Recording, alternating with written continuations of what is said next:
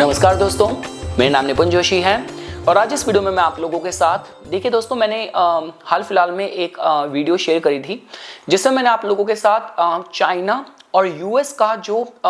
Mundane astrology के माध्यम से जो उनका कंट्री का चार्ट है और ग्रहों का जो उन पे प्रभाव है वो मैंने आप लोगों के साथ शेयर करा था। तो उसी चर्चा को आगे बढ़ाते हुए आज इस वीडियो में हम लोग रशिया के चार्ट पे डिस्कशन करेंगे। कुछ बातें हैं दोस्तों जो मैं पहले आप लोगों को क्लियर कर देना चाहता हूं कि इस एनालिसिस के जो मैंने कंट्री का चार्ट लिया है वो भारतीय विद्या भवन की बहुत ही senior faculty tried and tested on various levels, उसके बाद ही मैं उस चार्ट को मैं इस डिस्कशन के लिए यूज कर रहा हूं। दूसरी चीज, जितनी भी मैं फैक्चुअल डिटेल्स आप लोगों के सामने यहाँ पे शेयर करूंगा वो सारी मैंने चैट जीपीटी से ली है which can be checked as well. और तीसरी चीज कि देखिए दोस्तों, अब आप लोग जानते हैं कि I am very much sure कि मैं अगर हिंदी में बात कर रहा हूँ तो कहीं ना कहीं ज़्यादा इसकी जो व्यूअरशिप है इंडिया में आ रही होगी और मैं कोशिश पूरी ये करूँगा कि मैं अनबायस्ड तरीके से आपके सामने प्रस्तुत करूँ। लेकिन जैसा कि आप लोग जानते हैं भारत और रशिया की ट्राइड एंड टेस्टेड फ्रेंडशिप है, दोस्ती है, मित्रता है, तो शायद कहीं ना कहीं थोड़ा उस तरफ ये लीन हो सकता है। लेकिन अल्टीमेटली गाइस जो ऑब्जेक्टिव है वो यही है कि मैं एस्ट्रोलॉजिकल अलाइनमेंट के माध्यम से आप लोगों के साथ बात करूं। तो ठीक है दोस्तों, देखिए सबसे पहले दोस्तों जो हमारी चर्चा होने वाली है इस पे मैंने जो स्लाइड्स बनाई हैं, सबसे पहली जो स्लाइड है देखिए इस पे आप लोग देख रहे होंगे कि मैंने मैप में रशिया के साथ एक फ्रेंड का टैग रखा है और लेफ्ट में यहाँ पे लिखा है कि Trump blames Ukraine for war with Russia, says you should have never started it. तो देखिए दोस्तों इसकी वजह से सिर्फ इस एक स्लाइड से एक डिस्कशन स्टार्ट होता है। सबसे पहली चीज ये होगी कि जब हम बात करते हैं, देखिए किसी भी तरीके से अगर उन ऐसे देशों की बात करी जाए कि वो इस स्थिति में हैं कि वो किसी देश की इकोनॉमी को, वहाँ की गवर्नमेंट को, वहाँ के रिबेल ग्रुप को सपोर्ट कर सकते हैं, इन्फ्लुएंस कर सकते हैं, तो टॉप ऑफ द माइंड जो नाम आते हैं किन के आ सकते हैं भाई? नाम आएगा यूएस का, आएगा रशिया का, आएगा आप चाइना बोल सकते हैं, आप ईरान बोल सकते हैं। तो देखिए दोस्तों जब हम लोग बात करते हैं इस मामले में इसी एक पॉइंट पे ये पता होना चाहिए कि देखिए जो हाल और जिस स्थिति में यूक्रेन अब पहुंच गया, मतलब यूएस के भरोसे पे जो उन्होंने पूरी वॉर लड़ी, अपनी कंट्री का जो उन्होंने कंडीशन करी, जितने लोगों की जान गई, शहीद हुए, जितने सोल्जर शहीद हुए, तो अब ये बात सिर्फ यूक्रेन की नहीं है, ये आप चाहे अफगानिस्तान की बात करें, आप बात करें इराक में, जहाँ भी इस तरीके से उनका इंटरवेंशन हुआ है। तो मुद्दा ये कि अब आने वाले समय में अब ये काफ़ी ज़्यादा मैटर करेगा कि वो सारे देश जो कहीं ना कहीं अमेरिका पे डिपेंडेंट थे, जैसे आप चाहे ताइवान की बात कर लीजिए, जापान की बात कर लीजिए, फिलीपींस की बात कर लीजिए, नेटो कंट्रीज़ की बात कर लीजिए, तो क्या अमेरिका ट्राइड एंड टेस्टेड उनके लिए मेंटर, उनके लिए डिफेंस प्रोटेक्टर हो सकता है? नहीं हो सकता। दूसरी तरफ अगर बात करी जाए रशिया की, देखिए रशिया के केस में एक बात है, देखिए मैं तो मतलब भारत के पला बड़ा हूँ, तो छोटे से देखिए जब न्यूज़ में भी हम देखते थे और अभी भी जब भी बात करी जाती है जैसे यूएस को लेके, तो उस पर एक वर्ड यूज़ करा जाता है कि एलाय, ट्रेड पार्टनर। लेकिन जहाँ पे भी रशिया का जिक्र आता है वहाँ पे इस तरीके से शब्दों का इस्तेमाल होता है कि trusted ally, trusted trade partner. तो रशिया ने चीज़ अर्न करी है। तो इससे पहले इनके जिन जिन एरियाज़ में भी इन्होंने जिन कंट्रीज़ को सपोर्ट करा है, अगर आप मतलब आप सीरिया में बात करें, बशर अल असद की सरकार की बात करें, तो वहाँ पे भी केस तो ये था कि रशियन जो मिलिट्री थी यूक्रेन फ्रंट में थोड़ी एग्जॉस्ट हो रही थी, लेकिन उसके बाद भी उन्होंने अपना सपोर्ट अपने अलाइज पे बरकरार रखा। तो ये रशिया के साथ एक जो फ्रेंड वाला जो टर्म है, इससे आपको उसके बारे में पता चलेगा। अब हम आते हैं देखिए दोस्तों दूसरी स्लाइड पे। देखिए दूसरी जो स्लाइड है ना, ये इसलिए महत्वपूर्ण है क्योंकि अगर मैंने इनका जो लगन है ना कंट्री का, वो अगर मैंने कन्या लिया है तो देखिए मुझे कन्या जस्टिफाई करना था। अब देखिए दोस्तों आप एक बात देखिए कि ना ह्यूमैनिटी में ना पूरे जब आप एक ग्लोबल लेवल पे बात करते हैं तो किस चीज़ का उद्गम कहाँ से हुआ है, ये उस ग्रह की वाइब्रेशन को भी उस कंट्री के साथ जोड़ता है। अगर आप इसको मंडेन लेवल पे, ग्लोबल लेवल पे समझने की कोशिश करें, देखिए आज की डेट में इतने रिलीजन्स हैं, फेथ हैं जो फॉलो होते हैं, लेकिन सबसे पहला जो नॉन रिलीजन है वो भारत से ही आया है, ईस्ट से आया है। तो ये पता चल सकता है कि एक तरीके से हम कह सकते हैं कि भाई बृहस्पति और केतु की ऊर्जा इस जोग्राफिकल रीजन में, इस कंट्री में थोड़ी प्रोमिनेंट है। उसी तरीके से अगर हम लोग बात करते हैं रशिया की, तो देखिए दोस्तों अभी अगर आप ह्यूमैनिटी के लेवल पे बात करते हैं, मानवता के लेवल पे बात करते हैं, तो पृथ्वी से मानवों को, ह्यूमंस को स्पेस तक ले जाने में सबसे पहला पायनियर कौन था, किसने सबसे पहले शुरुआत करी है? तो ऑब्वियसली इसमें रशिया है। तो इनका जो फर्स्ट आर्टिफिशियल सैटेलाइट है स्पुतनिक 1, वो सोवियत यूनियन ने भेजी थी। First human in space, first woman in space, first space walk, first space station, ये सारे के सारे करने में कहीं ना कहीं यहाँ पे यूएसएसआर, रशिया का जो पहले का जो पूरा कॉन्ग्लोमेरेट है, उसी का योगदान था। अब मैं क्यों बोल रहा हूँ, क्योंकि कन्या लगन को इस तरीके से भी जस्टिफाई करा जा सकता है कि ये जो स्पेस एक्सप्लोरेशन में रशिया को एक पायनियर की तरह देखा जाता है, ये सारा का सारा जो डिपार्टमेंट है स्पेस का, बीइंग अ पायनियर, ये राहु के साथ जोड़ के देखा जाता है। तो उस कंट्री के चार्ट में राहु मजबूत होगा ही होगा, उसके लगन में कहीं ना कहीं राहु का प्रभाव होगा ही होगा। और देखिए दोस्तों, ये तो आप ज्योतिष की कोई भी टेक्स्ट, एक अच्छी टेक्स्ट आप पढ़ते हैं, उसमें आपको पता चलेगा कि देखिए इसमें तो थोड़ा मतभेद है, लेकिन जितना मिथुन को, वृषभ को राहु के लिए अच्छा बोला गया है, कन्या को तो राहु के साथ बिल्कुल उसके ओनर की तरह जोड़ के देखा गया है। तो जिसकी वजह से यहाँ पे कन्या कहीं ना कहीं ये लगन इस कंट्री के चार्ट में थोड़ा सा जस्टिफाई हो सकता है। अब हम दोस्तों आगे बढ़ते हैं। देखिए इसके बाद हाँ, एक और चीज़ मेरे को आपको बतानी थी, ये चेचन वार आ गया ना, इससे मुझे एक चीज़ याद आई। देखिए ये ना एक जोक है, मैंने काफ़ी जगह सुना है कि देखिए अगर सपोज कीजिए फॉर एग्जांपल, अगर आपको समझना हो किसी कंट्री का एक कलेक्टिव जो सेंटिमेंट है, इमोशन है, कैसा है, तो चलिए एक एग्जांपल लेते हैं कि अगर किसी कंट्री पे अगर कोई हॉस्टेज, किडनैपिंग या हाईजैक, प्लेन हाईजैक वाली सिचुएशन हुई है, ठीक है, तो अगर इसमें अलग अलग देशों का अगर हम बात करते हैं, अगर इसमें भारत की बात की जाए, तो अगर भारत के साथ ऐसा हुआ होगा तो हमें पता है कि देखिए अब की नरेंद्र मोदी गवर्नमेंट अलग है, ये थोड़ी सख्त है इन चीज़ों में, लेकिन उसके बाद भी भाई आप जनता के ही रिप्रेजेंटेटिव है ना, तो आप जनता को तो नकार नहीं सकते। और हमारे देश में जो कलेक्टिव सेंटिमेंट क्या है कि लोग जो रिश्तेदार हैं वो धरना देना शुरू कर देंगे, मीडिया अपना ही ट्रायल चलाना शुरू कर देगी, मीडिया अपना ही शुरू कर देगी, और जिसकी वजह से जो अभी तक हिस्ट्री रही है कि शायद हम शर्तें मान लें अपने लोगों को, हॉस्टेजेस वगैरह को छुड़ाने के लिए। आप ही केस कीजिए इजराइल का तो केस ही अलग है। इजराइल तो हो सकता है कि अपने एक आदमी को छुड़ाने के लिए जो 10 उनके टेररिस्ट जेल में बंद होंगे उनको भी छोड़ दें, लेकिन बाद में क्या होगा कि इजराइल कभी भूलता नहीं है। बाद में पता चले 30 साल के बाद, 40 साल के बाद भी जो लोग रिस्पॉन्सिबल थे इस क्राइम को कमिट करने के लिए, वो रहस्यमय तरीके से उनकी डेड बॉडी प्राप्त होगी।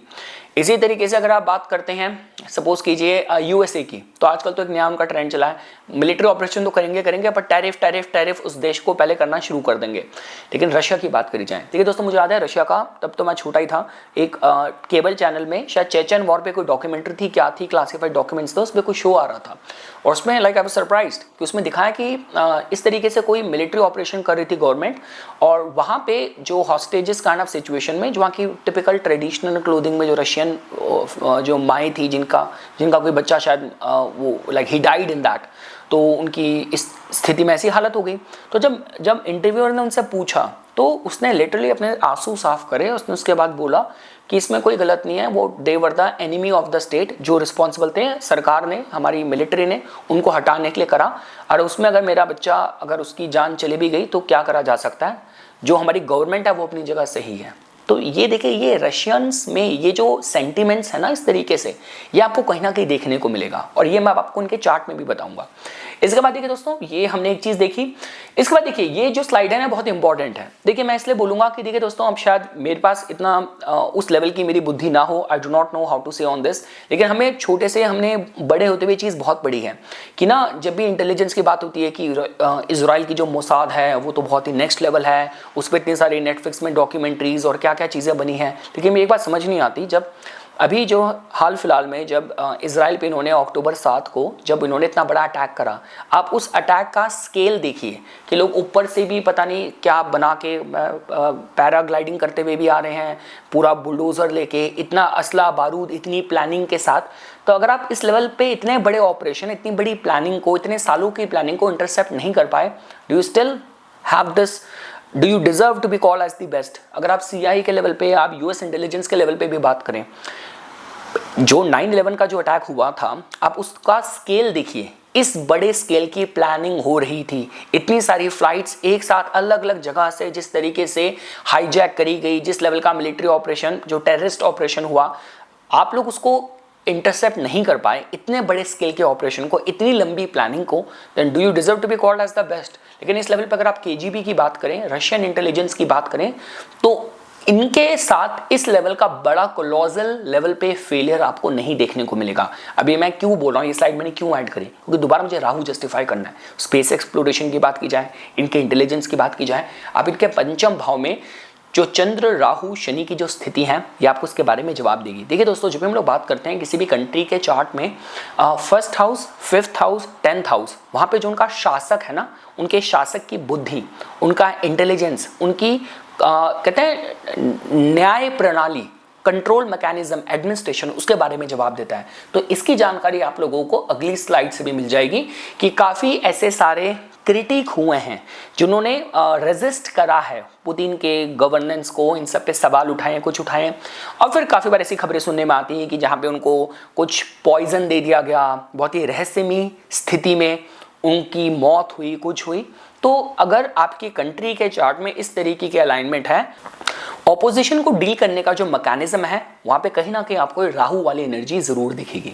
इसके बाद देखिए दोस्तों, अब हम लोग यहाँ पे आ जाते हैं। देखिए दोस्तों, मैं दोबारा से, अब मैं एक एक करके इसको, अगर मेरे को चीजों को समराइज करना हो, देखिए सबसे पहली चीज, अगर हम पहले भाव की बात करते हैं तो देखिए first house is the most important house because it represents people and the general condition of the country. किसी भी देश का जो एक उनके कंडीशन है, हमें उसके बारे में इससे पता चलता है। इसके बाद पब्लिक हेल्थ की बात करी जाए, नेशन एज ए होल, उनका बिहेवियर क्या होगा इमरजेंसी के समय पे, national disaster, ability of the nation to cope with it, और लोगों का जो जनरल कैरेक्टर है क्या कैसे हो सकता है, तो नेशनल ऑब्जेक्टिव क्या हो सकता है। अब देखिए दोस्तों, अगर आप इनके केस में देखते हैं, इनका जो लगन का मालिक बनता है, जो बुध बनता है, वो उनका नवम स्थान में बैठा है। आप इनका आप ट्राइन हाउस देखते हैं, ट्राइन हाउस में आपको काफी स्ट्रेंथ दिखेगी। तो शायद यही कारण है कि इनकी इंटरनेशनल पॉलिसीज और रिलेशंस में आपको एथिक्स आपको बहुत ज्यादा देखने पे मिलेंगे। दूसरी चीज, अब देखिए दोस्तों, ये जब रशिया यूक्रेन सिचुएशन चल रही थी तो उस पर देखिए काफी लोगों ने ना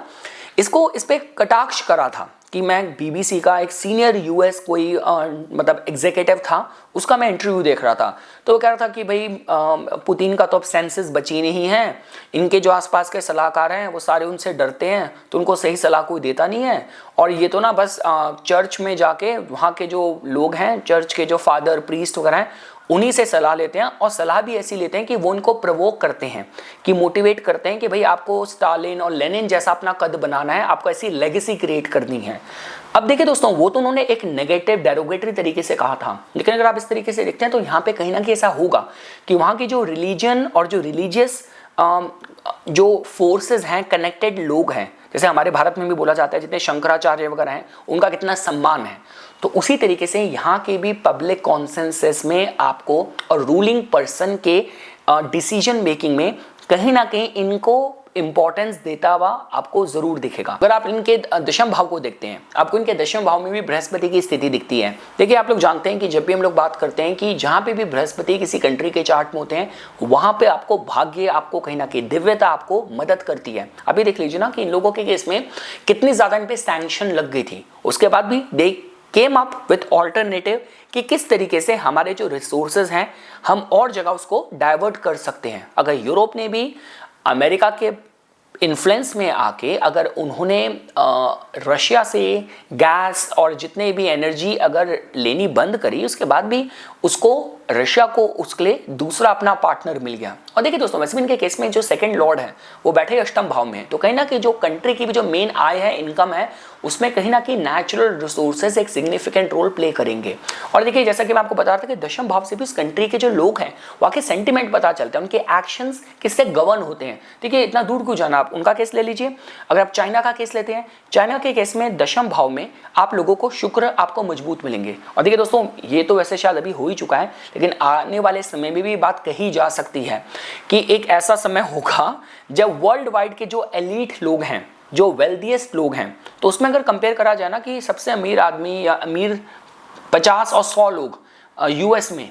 और उनको कंपेयर करा जाए चाइना से, या यूरोप में उनको कंपेयर किया जाए चाइना के साथ, या कहीं भी रशिया में उनको कंपेयर किया जाए चाइना में, तो शायद चाइना में ज़्यादा होगा, क्योंकि उनका वहाँ पे वैभव दिख रहा है दशम भाव में, लेकिन यहाँ पे आस्था दिख रही है, यहाँ पे आपको अध्यात्म दिख रहा है, यहाँ पे आपको कहीं ना कहीं प्रेरणा दिख रही है। आप ऐसा जोड़ के देख सकते हैं। इसके अलावा देखिए दोस्तों, अगर आप इनके तीसरे भाव में अष्टम भाव और सप्तम भाव को देखते हैं, क्योंकि देखिए इनके चार्ट में जो मंगल ग्रह है उनके बाद तृतीय भाव अष्टम भाव का स्वामित्व है। किसी भी कंट्री के चार्ट में जो तीसरा भाव होता है वो कम्युनिकेशन, नेबरिंग कंट्रीज, आपके बॉर्डर के जो क्लैशेस हैं, पब्लिक ओपिनियन, रिटर्न एग्रीमेंट, उसके विषय में बताता है। लॉस और गेन ऑफ लैंड, जो भी आपने अधिक्रमण करा, जो भी आपने गेन करा लैंड को, इवन वॉर की सिचुएशन में, उसमें तीसरे भाव का योगदान होता है। अष्टम भाव तो आप जानते हैं साइंटिफिक इन्वेस्टमेंट का है, और इसमें काफी कुछ एंड ऑफ गवर्नमेंट, डिक्टेटरशिप, काफी कुछ देखा जाता है। इन दोनों का मालिक बनता है मंगल, और वो बैठा है सप्तम भाव में। अब देखिए दोस्तों, ये सप्तम भाव, जैसे कि आप देख रहे हैं यहाँ पे स्लाइड में कि Wars, battles, open warfare, enemies,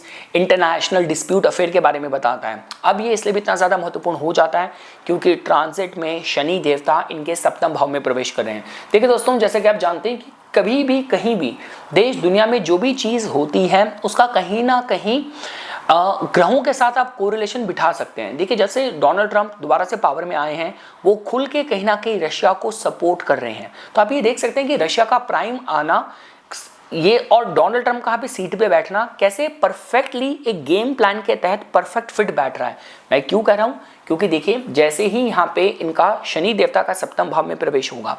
और इसके बाद जैसे ही राहु, देखिए इनके चार्ट में राहु बहुत इंपॉर्टेंट रोल प्ले करता है। राहु का अभी का जो गोचर होगा वो इनके छठे भाव में होगा, लेकिन जब राहु का इनका रिटर्न होगा, राहु का जब पंचम भाव में प्रवेश होगा, आप देखेंगे दोस्तों कि उस साल में ये बात कोई अतिशयोक्ति नहीं होगी कहना कि 2027 ऑनवर्ड्स आपको देखने को मिलेगा कि मेजर इन्वेंशन और जो इनोवेशन है वो शायद आपको दोबारा से रशिया की साइड से आती हुई दिखे। अभी भी जोड़ के देख सकते हैं। तो इसके अलावा देखिए दोस्तों, अगर आप बात करते हैं, नवम स्थान हमने देख लिया, इसमें ये कहीं ना कहीं आपका international law, United Nations, world organisation, ये सारी चीज़ें हमें दिखती हैं। और इसके बाद हाँ दोस्तों, ये बस था, मेरे को आपको लास्ट स्लाइड में यही बताना था कि जिस तरीके से कि what lies ahead for them. तो मैं देखिए जुपिटर रिटर्न तो उनका हो जाएगा इस वर्ष, लेकिन मैं उससे ज़्यादा होपफुल हूँ 2027 में, क्योंकि तब तक होपफुली अगर डोनाल्ड ट्रंप रहते हैं, अदरवाइज कम से कम डोनाल्ड ट्रंप चाहे पद में ना भी रहे, उनका खुद जो इनॉग्रेशन सेरेमनी का जो मुहूर्त था बहुत अच्छा तो नहीं था, लेकिन उसके बाद भी उनकी जो रिपब्लिकन का कोई ना कोई कैंडिडेट तो होगा ही, जो कि कहीं ना कहीं इज सॉफ्ट टुवर्ड्स रशिया। तो वो ये समय रहेगा कि ये जो कंप्लीट सपोर्ट है उसके साथ Russia will again emerge as major inventor, innovator and contributor to the world, वो आप देख सकते हैं। तो ये कुछ बातें थी दोस्तों जो आज मैं इस वीडियो में आप लोगों के सामने प्रस्तुत करना चाहता था। इसी तरीके की वीडियोस की समय समय पे अपडेट प्राप्त करने के लिए कृपया करके मेरा यूट्यूब चैनल सब्सक्राइब कीजिए और मुझे मेरे इंस्टाग्राम अकाउंट पे फॉलो कीजिए। धन्यवाद।